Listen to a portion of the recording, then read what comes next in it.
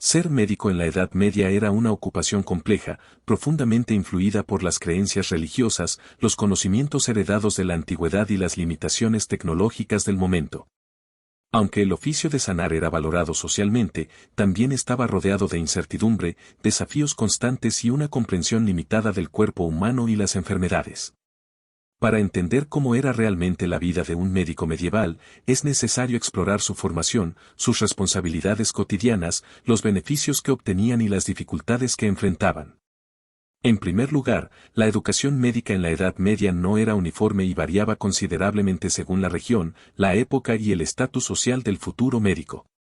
Durante los primeros siglos medievales, especialmente entre los siglos V y XI, la formación médica era escasa y estaba basada principalmente en textos antiguos, especialmente los escritos de Galeno, Hipócrates y otros autores grecorromanos, cuya obra fue preservada y traducida gracias al mundo islámico.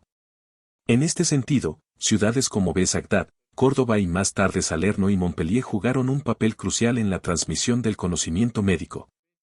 Los futuros médicos accedían a la educación principalmente a través de universidades o escuelas de medicina. Las universidades medievales comenzaron a surgir a partir del siglo XII, y algunas de las más reconocidas en el ámbito médico fueron la Universidad de Bolonia, la de Montpellier en Francia y la de Padua en Italia. El currículo incluía el estudio de textos clásicos, sobre todo en latín, y rara vez se incluían prácticas clínicas reales. La disección del cuerpo humano, por ejemplo, estaba severamente restringida o prohibida en muchos lugares por razones religiosas o culturales, lo que dificultaba enormemente el conocimiento anatómico real. Un médico podía tardar entre 6 y 10 años en formarse.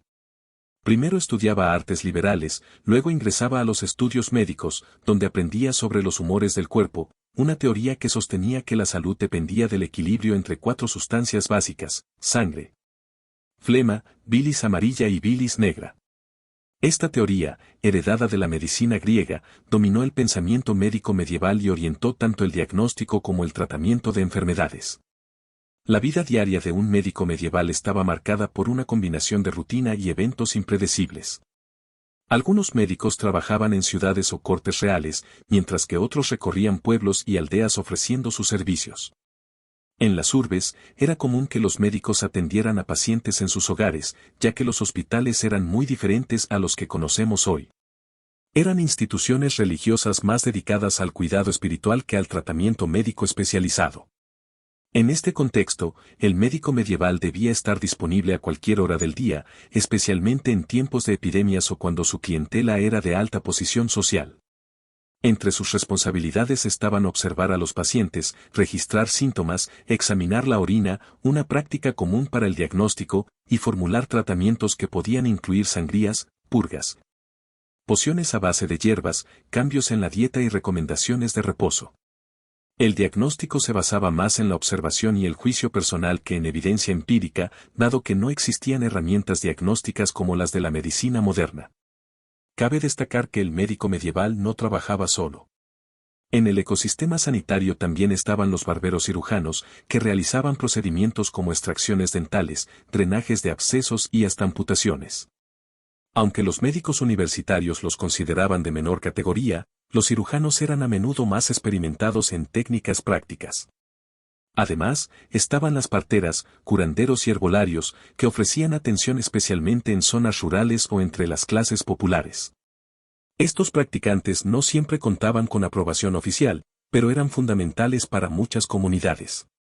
En cuanto a los beneficios, ser médico en la Edad Media podía conllevar cierto estatus social, especialmente si se trabajaba para la nobleza o en instituciones de prestigio. Algunos médicos llegaban a ser asesores de reyes o altos miembros del clero, lo que les daba influencia y seguridad económica. También existía una cierta veneración hacia quienes poseían conocimientos médicos, en parte por el halo de misterio que rodeaba la enfermedad y la curación. No obstante, este respeto no siempre era universal ni constante. En épocas de crisis, como durante la peste negra, la población podía volverse desconfiada o incluso hostil hacia los médicos, especialmente si sus tratamientos no surtían efecto. Los desafíos que enfrentaban estos profesionales eran numerosos y de gran peso.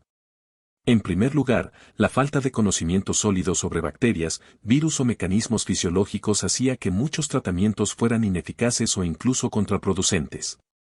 Además, el acceso a libros y materiales era limitado, y su contenido, cuando estaba disponible, podía estar lleno de errores o especulaciones filosóficas más que basadas en la observación científica.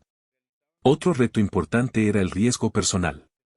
Aunque los médicos eran generalmente mejor protegidos que otros practicantes de la salud, como los barberos o los curanderos, también estaban expuestos a enfermedades contagiosas. En tiempos de epidemias, su tasa de mortalidad era elevada, ya que se encontraban en contacto directo con los pacientes sin contar con medidas de protección efectivas. Además, la medicina medieval estaba fuertemente influenciada por la religión.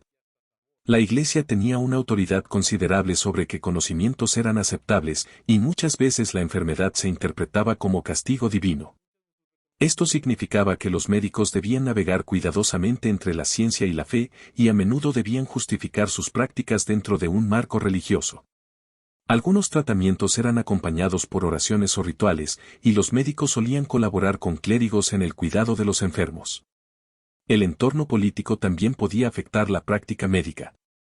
En tiempos de guerra o de inestabilidad social, el acceso a recursos se volvía aún más difícil, y los médicos podían ser reclutados o movilizados para atender a soldados. Por otro lado, los avances logrados en el mundo islámico durante esta época enriquecieron notablemente la medicina europea, gracias a la traducción de obras de autores como Avicena y Al-Razi.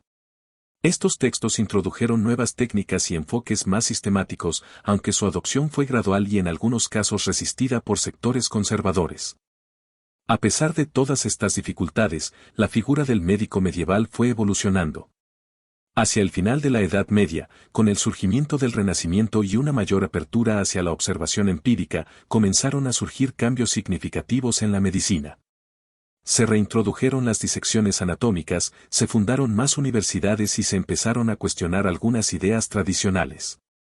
Aunque todavía lejos de los estándares modernos, la medicina comenzó a alejarse del puro dogma y a acercarse a una ciencia más basada en la experiencia.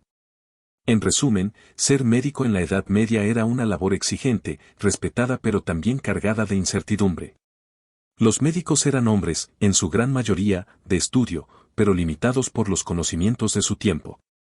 Actuaban como intermediarios entre el saber antiguo, la fe religiosa y las necesidades prácticas de sus comunidades. Sus días estaban marcados por visitas a pacientes, estudios de textos clásicos, discusiones con otros sabios, y también por momentos de frustración ante enfermedades que no podían curar. No obstante, su papel fue crucial en el lento pero continuo avance del conocimiento médico que más tarde daría paso a la ciencia moderna. Aunque sus herramientas y métodos nos parezcan rudimentarios hoy, su labor sentó las bases de lo que conocemos como medicina occidental.